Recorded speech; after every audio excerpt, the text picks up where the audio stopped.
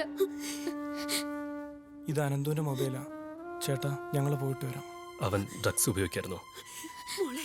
അറിയില്ല. നിങ്ങളോ? അതെന്താ ചേട്ടാ അങ്ങനെ ചോദിച്ചത്?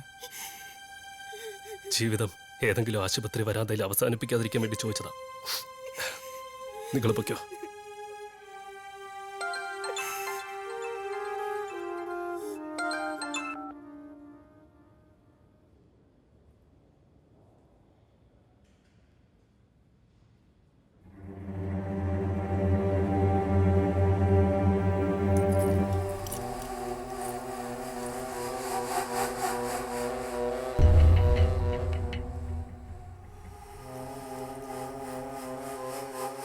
ഒരു സ്ത്രീക്കും സംഭവിച്ചുകൂടാത്ത വലിയ തെറ്റ്.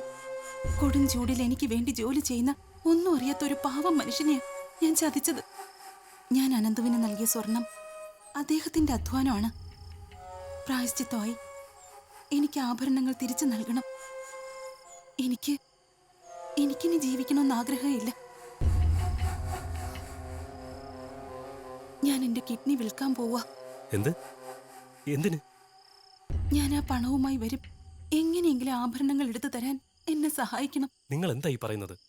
ഈ മാസം 16-ാം തീയതി തൃശ്ശൂരിലെ മലബാർ ഹോട്ടലിലേക്ക് വരാനാ അയാൾ പറഞ്ഞത്. ആര്? ഏജന്റ് ആന്റണി.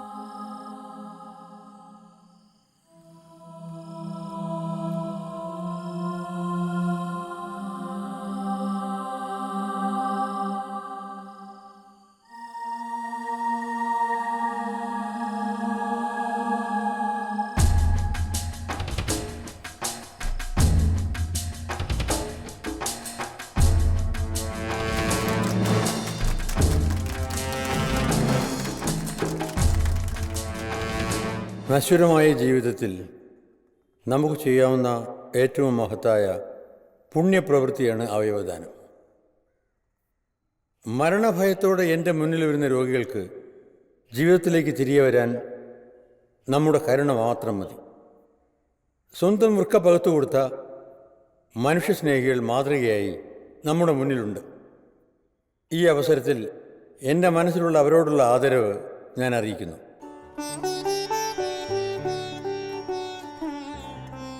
എന്നാൽ ഈ മനുഷ്യസ്നേഹത്തെ ഇല്ലാതാക്കി വലിയൊരു സംഘം കച്ചവടക്കാർ നമ്മുടെ ഇടയിലുണ്ട്.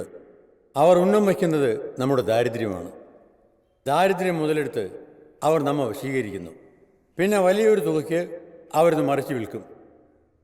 ഈ ഒരു കച്ചവടത്തെ ഇല്ലാതാക്കാൻ നമ്മുടെ നിയമങ്ങൾ ഇന്ന് അപര്യാപ്തമാണ്. ശക്തമായ നിയമനിർമ്മാണം ഇതിന് അനിവാര്യമാണ്. ശാരീരിക തിന്മകൾ ചെയ്യാത്ത മനുഷ്യന് ഒരായുസ് ജീവിച്ച് തീർക്കാൻ ഒരു കിഡ്നി മാത്രം മതി.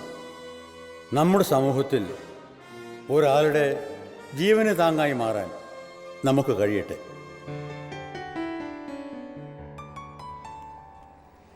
സർ, എന്താ? എനിക്ക് സാറിനോട് കുറച്ച് പേഴ്സണലായിട്ട് സംസാരിക്കാനുണ്ട്. എങ്കിൽ ഇന്ന് വൈകിട്ട് ഓഫീസിലേക്ക് വരും, അവിടെ വെച്ച് സംസാരിക്കും. ശരി സാർ.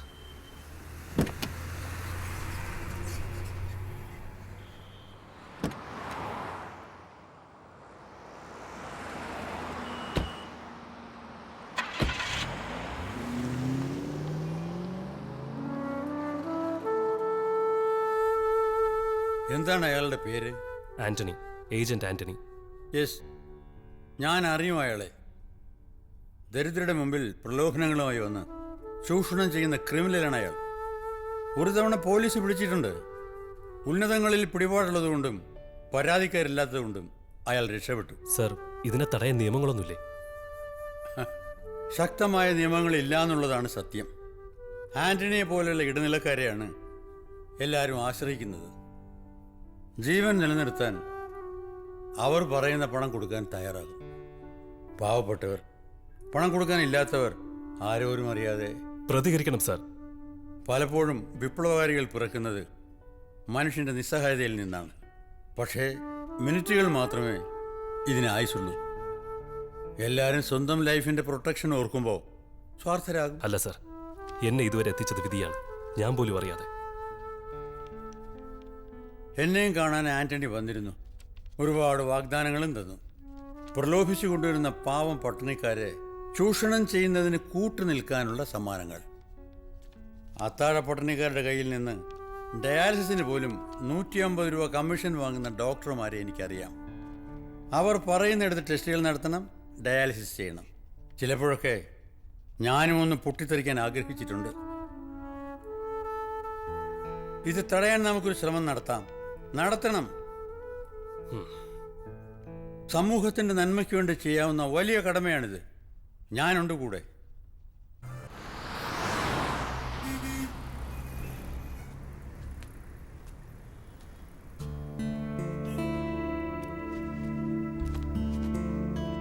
Good morning sir. എന്താ വേണ്ടേ? ഒരു ചായ. Okay sir.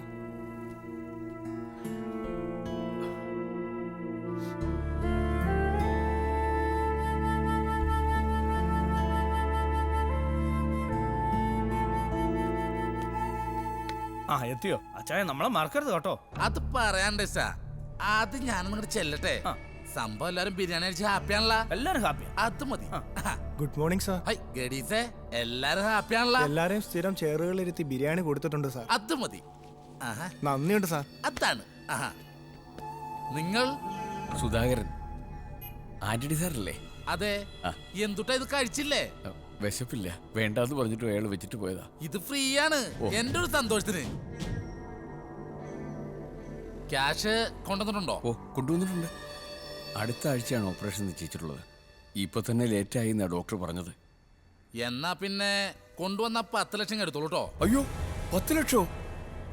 5 എന്നല്ലേ പറഞ്ഞത്? പിന്നെ എന്റെ കിഡ്നിയും 5? എന്റെ ഇഷ്ടം, ഞാനങ്ങനെ പറഞ്ഞിട്ടില്ല. 10 ലക്ഷത്തിൽ നിന്ന് 5 പൈസ കുറയില്ലട്ടാ. ഷോ, അങ്ങനെ പറയരുത്. ഞാൻ നിങ്ങളുടെ കാല് പിടിക്കാം, ചതിക്കരുത്. നിങ്ങളെ വിശ്വസിച്ച ഞാനിരുന്നത്. എന്റെ മോളുടെ ജീവൻ വെച്ച് കളിക്കരുത്. എന്റെ ഇഷ്ട ഈ ഹോട്ടലിൽ ഇതേ കസേരയിലിരുന്ന് ഒരുപാട് പേരിങ്ങനെ കരഞ്ഞിട്ടുണ്ട്. ഇതൊക്കെ കേട്ട് കഴിഞ്ഞാ ഈ ആന്റണിക്ക് ചിരിയെ വന്നിട്ടുള്ളൂ. 10 ലക്ഷം രൂപ എപ്പ റെഡിയാവുന്നു അപ്പ എന്നെ വിളിക്ക. ശരി, ബിരിയാണി കഴിച്ചോളൂ. ചിന്തിക്ക്, ഞാൻ അപ്പുറത്തുണ്ടാവും.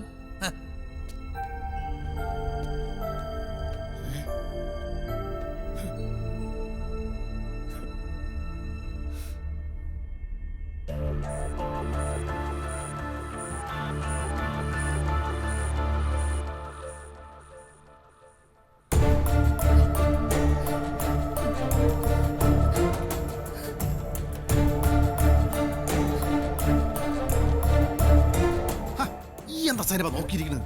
ഇതിന് കാശ് കൊടുക്കണ്ടെന്ന് എടുത്തു കേട്ടു. അങ്ങനെ അങ്ങ് തിന്നിസ്റ്റാ. ബിരിയാണി എങ്ങനെയുണ്ട്? ഇറക്കിട്ട് പറഞ്ഞാൽ മതി, ധൃതിയില്ല. ഐ, എന്താ കഴിക്കാത്തെ? ഇയാള് കഴിച്ചിട്ട് കഴിക്കും. ആ, ഇനി ഒട്ടും വൈകണ്ട. കൊണ്ടുവന്ന പേപ്പർ എടുത്തോളൂ. ഇത് വില്ലേജിൽ നിന്നുള്ള, ഇത് ഓർഡർ സമ്മതം. ജബ്ബാറേ, ഇനി ഉണ്ട് ചില നൂലാമലകൾ. ബാക്കിയെല്ലാം ഞാൻ നോക്കളാന്ന്. പിന്നെ സാറേ, ആ. കായ് ഇത്തിരി കൂട്ടി കിട്ടണം. ആ. പൈസക്ക് അത്യാവശ്യമുള്ളതാണേ. ജബ്ബാറേ, പറഞ്ഞ പൈസന്നു 5 പൈസ കൂടുതൽ തരലട്ടാ.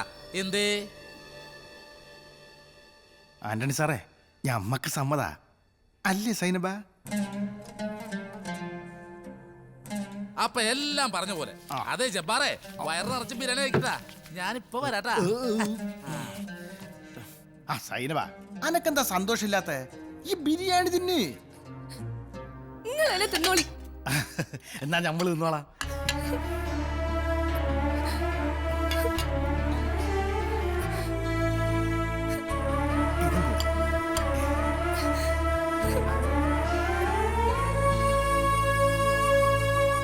ഹൈ, എന്തുട്ടാ ഇത്? ബിരിയാണി കഴിച്ചില്ലേ?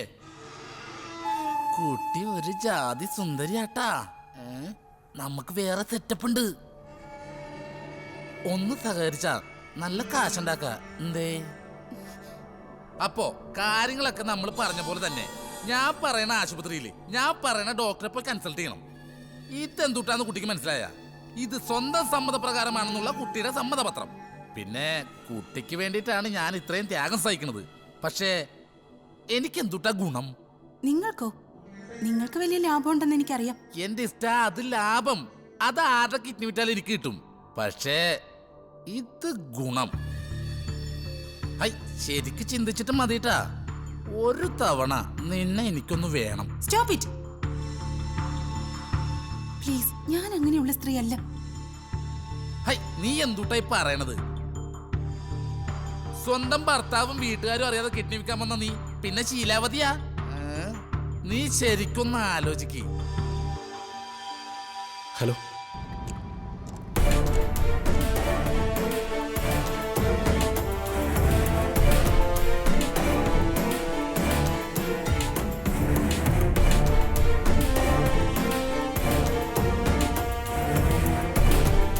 ഒരു കാരണവശാലും അയാളെ പോകാൻ അനുവദിക്കരുത്. ഇല്ല ഡോക്ടർ, ഒരുപാട് പേര് അയാൾ ഇവിടെ വിളിച്ചു വരുത്തിയിട്ടുണ്ട്. ശരി, ഞാൻ ഉടനെ അങ്ങ് എത്താം.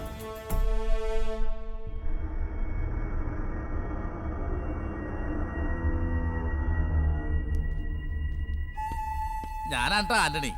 ആ ഇരിക്ക്. ആ പറഞ്ഞോളൂ. എല്ലാം ഓക്കെ ആണ്ടാ. ഞാൻ ഡോക്ടറുമായിട്ട് ബന്ധപ്പെട്ടിരുന്നു. ധൈര്യമായിട്ടിരിക്കും, എല്ലാം ഭംഗിയായിട്ട് നടക്കും. ഞാൻ പുണ്യാളിനെ മെഴുകുതിരി നേർന്നിട്ടുണ്ടേ. Okay, thank you Antony, thank you very much. ഓ,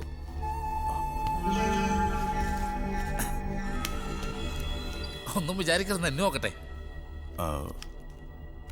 അടുത്ത മാസം ഫസ്റ്റ് വീക്കിലാണ് ഓപ്പറേഷൻ പറഞ്ഞിരിക്കുന്നത്. ഒരു മിനിറ്റ് തെറ്റിക്കല്ലേ, ഞാനിത് എണ്ണിക്കോട്ടെ.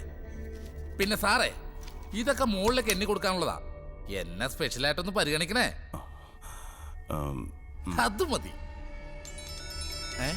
ഒരു മിനിറ്റ്, ഫോൺ നിർത്തോട്ടെ. ഹലോ, ഒരൊറ്റുണ്ട്, അതുകൊണ്ട് വേഗം രക്ഷോട്ടോ. അപ്പൊ ശരി സാർ, എല്ലാം പറഞ്ഞ പോലെ അല്ല, ഞാൻ വിളിച്ചോളാം. Okay okay sir.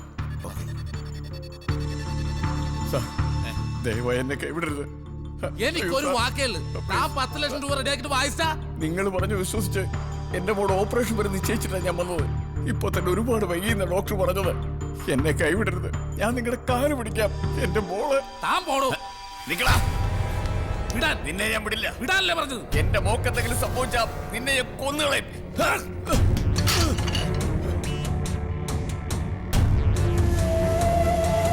പോലീസുകാരെത്താതെ താൻ ഇവിടുന്ന് പുറത്തു പോവില്ല. നീയാണല്ലോ ഒറ്റിയത്. നിനക്കെന്നെ അറിയില്ലറ്റാ. ഒരീച്ച പോലും അറിയാതെ കൊന്നുകളയും ഞാൻ. അയ്യോ സാറേ, സാറേ നിങ്ങൾ എങ്ങോട്ടെങ്കിലും ഓടി രക്ഷപ്പെട്ടോളി.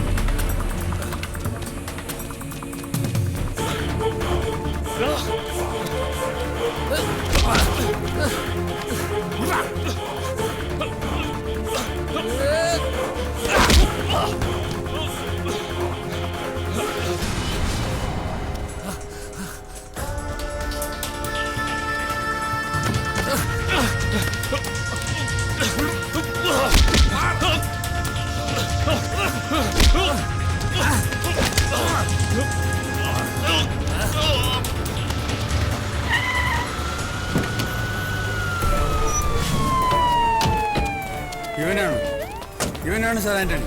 ശരി സാർ. കമോൺ.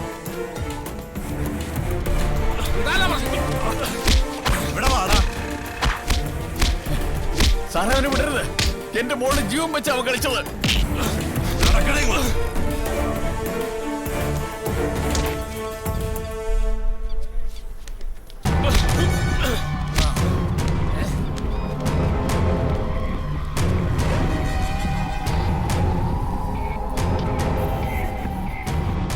പിടിക്കപ്പെട്ട സമയത്ത് ആന്റണിയുടെ കയ്യിൽ 10 ലക്ഷം രൂപയോളം ഉണ്ടായിരുന്നു. തൃശ്ശൂരിലെ വൻകിട ഹോട്ടൽ മറയാക്കിയാണ് ആന്റണി കിഡ്നി കച്ചവടം നടത്തിയിരുന്നത്. മനുഷ്യ മനസാക്ഷിയെ പോലും ഞെട്ടിക്കുന്ന അവയവ തട്ടിപ്പ് സംഘത്തിലെ പ്രധാന പ്രതിയാണ് ഇപ്പോൾ അറസ്റ്റിലായ ആന്റണി. തട്ടിപ്പിനിരയായ ധാരാളം ആളുകൾ ഹോട്ടലിലെത്തിയിരുന്നു. ഈ മാഫിയ സംഘത്തിൽ പല പ്രമുഖർ ഉൾപ്പെട്ടതായി സംശയിക്കപ്പെടുന്നു. കുറച്ചു നാളുകളായി ഈ സംഘം പോലീസിന്റെ നിരീക്ഷണത്തിലായിരുന്നു. ഈ സംഘത്തെ കൊടുക്കാൻ സഹായിച്ച ഡോക്ടർ ഇക്ബാലും മോഹനും തുടങ്ങിയവർ ആന്റണിക്ക് രാജ്യാന്തര തലത്തിൽ ബന്ധമുണ്ടെന്ന് പോലീസ് സംശയിക്കുന്നു.